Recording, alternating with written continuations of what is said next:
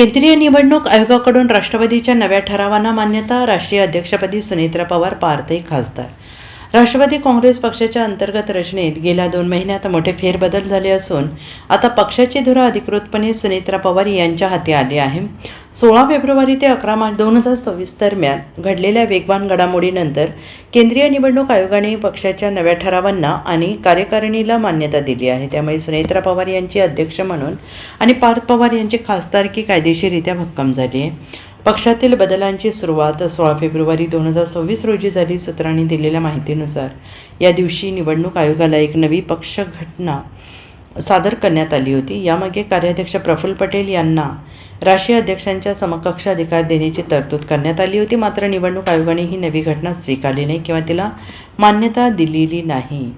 त्यानंतर 26 फेब्रुवारी 2026 रोजी मुंबईतील वरळी येथे पक्षाचे राष्ट्रीय अधिवेशन पार पडले.